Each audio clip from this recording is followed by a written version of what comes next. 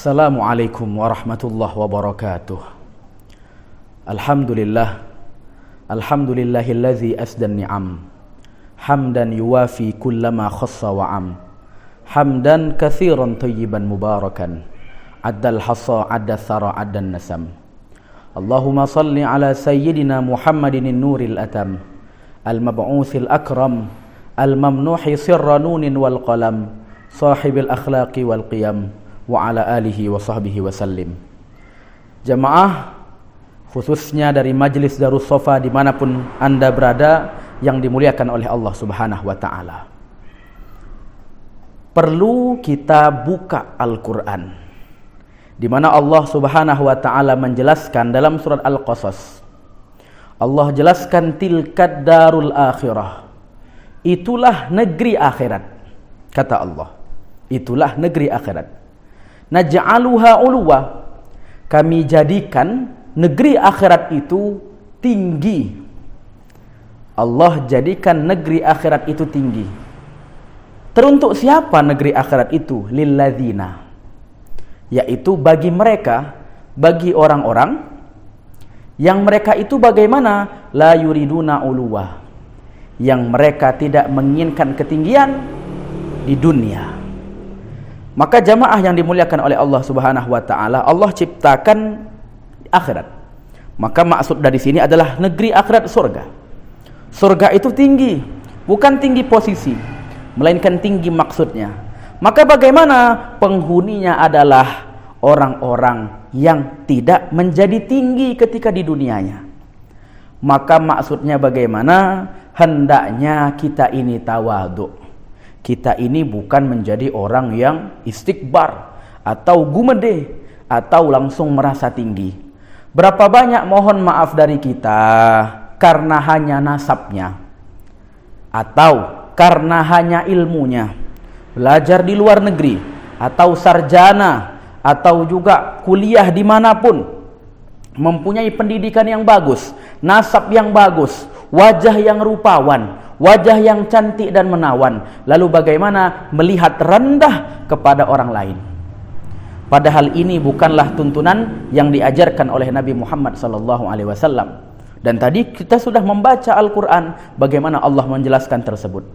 Maka bagaimana Allah pun menjelaskan wakhfid janahaka lil mu'minin, hendaklah kita ini merendah kepada orang-orang mukmin. Artinya membantu. Dan Nabi pun menjelaskan laisa minna, bukan bagian dari kami, man lam yarham saghirana, yang dia terhadap anak kecil dia tidak rahmat, dia tidak belas kasih, walam yuwaqqir kabirana, dan terhadap orang yang besar, orang yang lebih tua darinya dia tidak hormat. Maka jamaah yang dimuliakan oleh Allah Subhanahu wa ta'ala, mari kita lihat bagaimana Nabi Muhammad SAW yang menjadi suri tauladan memperlakukan sahabatnya.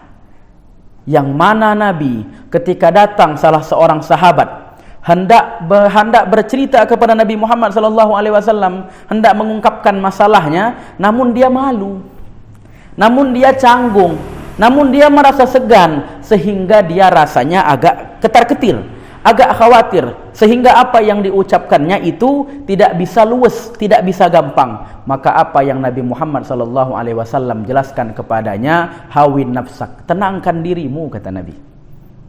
Karena sesungguhnya aku ini adalah anak perempuan yang memakan daging atau dendeng kalau bahasa kita, daging yang dikeringkan. Maksudnya bagaimana? Disinilah tawaduknya Nabi Muhammad SAW. Ketika beliau melihat orang yang lebih rendah darinya, bukan berarti engkau duduk, tidak. Apa yang Nabi perbuat? Nabi merasa rendah, Nabi tawaduk di depan dia, sehingga apa? Dia pun merasa enak dengan Nabi. Bahkan salah seorang sahabat ketika Nabi datang ke rumahnya, dilihatnya budak sahabat tadi duduk ya agak kejauhan. Ketika sahabat ini dan Nabi tadi tengah makan, maka Nabi panggil budak tersebut, ayo sini makan bersama kami. Artinya apa? Disinilah keluasan Nabi, ketawaduan Nabi, sehingga Nabi pun menjelaskan kepada anak kecil maka hormatilah, kepada anak kecil maka sayangilah, kepada yang besar maka hormatilah. Maka Nabi Muhammad SAW pernah pada suatu hari keluar dari masjid. Lalu ada seorang anak kecil melihat kawannya tengah main-main, sahabatnya tengah bermain-main. Anak kecil ini diam saja dan dia hanya menatap dengan rasa sedih. Maka apa yang dibuat oleh Nabi? Nabi tanyakan, Nabi panggil, kenapa engkau tak main? Tak saya sambungkan kemana arah hadis, namun kita ambil bagaimana kedekatan Nabi terhadap anak yang kecil, bagaimana kedekatan Nabi terhadap yang lebih muda, dan juga bagaimana hormatnya Nabi Muhammad SAW kepada yang lebih tua. Bahkan dalam beberapa riwayat lain, Nabi Muhammad SAW menjelaskan di antara orang-orang yang meremehkan Allah Subhanahu wa taala adalah orang-orang yang mana dia tidak menghormati orang yang khususnya janggutnya telah beruban. Jenggotnya telah beruban, telah putih. Dan ini diajarkan oleh Nabi. Artinya kalau dia meremehkan orang tua tersebut, maka dia meremehkan Allah. Tapi kalau dia memuliakan orang tersebut, maka dia pun memuliakan Allah Subhanahu wa taala. Mari kita coba lihat kepada diri kita saat ini. Andaikanlah kita masuk transportasi umum, misal itu bis, kereta api ataupun lainnya. Lalu kita lihat tempat ini penuh. Datanglah seorang dan dia tua, sudah beruban, apakah kita mau berdiri dan mempersilahkan dia untuk duduk di tempat duduk kita? Atau kita dengan acuh tak acuh, lalu kita, alah aku duluan. Artinya kita masih mempunyai sifat yang remeh. Maka jamaah yang dirahmati oleh Allah Subhanahu wa taala, pesan dalam video ini adalah untuk menjelaskan kepada kita semua, hendaknya kita ini menjadi orang yang rendah diri, bukan menjadi orang yang membesarkan diri kita atas apa yang kita punya, atas prestasi atau yang pernah kita raih, atau jabatan apapun yang pernah kita raih.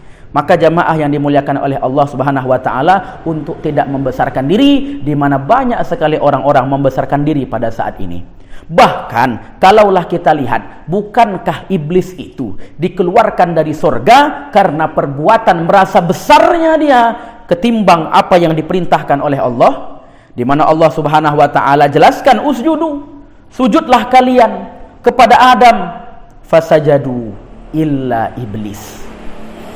Maka semuanya sujud. Siapa yang tak sujud adalah iblis. Kenapa dia tak mau sujud? Aba, enggan. Wastakbar, selain itu dia merasa tinggi.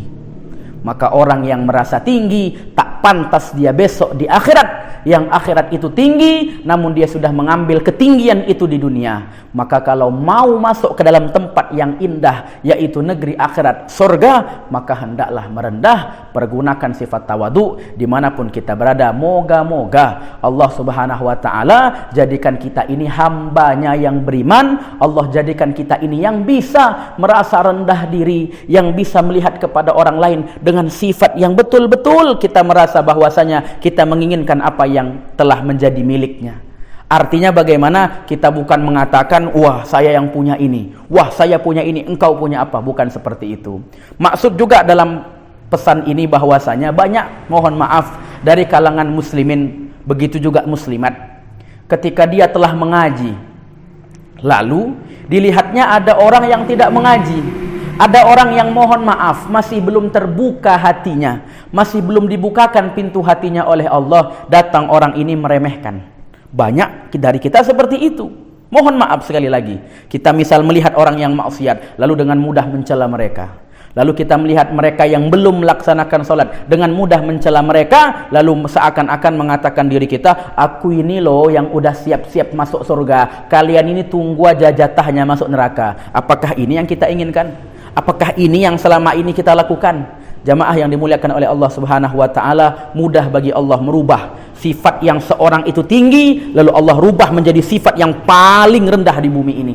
Sehingga apa? Besok dia jangan mudah tiba-tiba masuk neraka, padahal amalnya begitu banyak, namun karena meremehkan orang lain, lalu berubah menjadi seperti itu.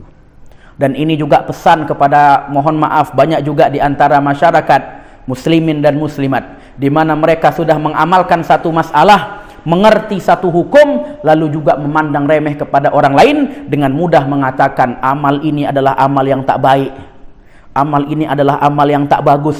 Lalu apa? Membid'ahkan, mohon maaf, mensyirikkan, tanpa menghormati pendapat orang lain, tanpa mencari dulu kejelasannya, tanpa mencari dulu dalil-dalilnya, tanpa perlu lagi berguru kepada ulama lainnya, sehingga apa? Dia pegang satu pendapat, lalu merasa pendapat ini paling benar, lalu dia hancurkan semua pendapat, dia katakan pendapat ini salah dan sesat. Ini adalah salah satu tanda orang ini merasa tinggi, di mana hanya baru satu dalil yang dia hafalkan, belum dalil-dalil lain yang ia coba lihat, namun dia sudah meyakini itu yang paling baik sehingga menyalahkan orang-orang lain. Di mana rasa ketawaduannya?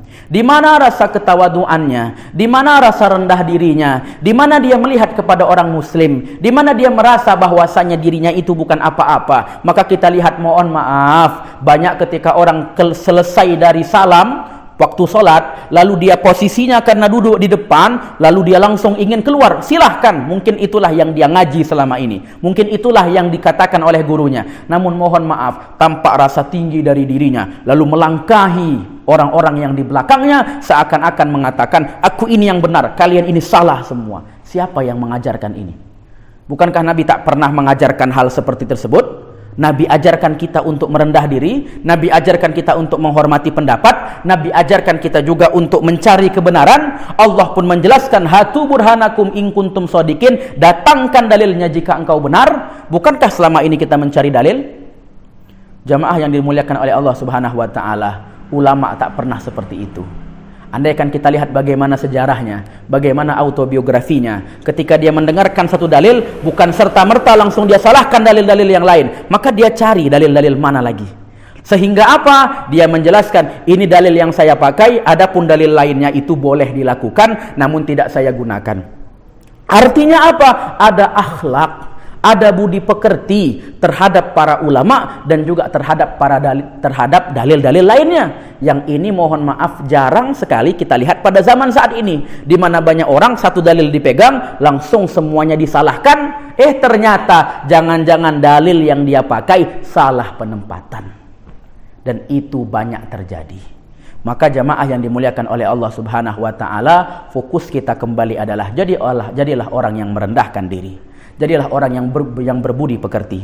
Jadilah orang yang mempunyai akhlak kepada yang lainnya. Sehingga apa? Moga-moga Allah jadikan kita ini, karena dengan rendah kita, merendahkan diri kita di dunia, Allah posisikan kita nanti bisa tinggal di negeri akhirat yang Allah ciptakan posisinya tinggi. Moga-moga Allah Subhanahu wa taala membukakan pintu hati kita. Allah berikan kita taufik dan hidayahnya. Allah dekatkan kita pada jalannya. Moga-moga dengan kajian ini menambah kajian ilmuwan kita, menambah kejernihan akal kita, dan membuat cerah hati kita, sehingga apa yang kita ibadahkan moga-moga diterima oleh Allah Subhanahu wa taala, dan itulah yang kita harapkan wahai jamaah sekalian. Demikian, inilah yang dapat saya sampaikan, kurang lebihnya mohon maaf. Demikian, assalamualaikum warahmatullahi wabarakatuh.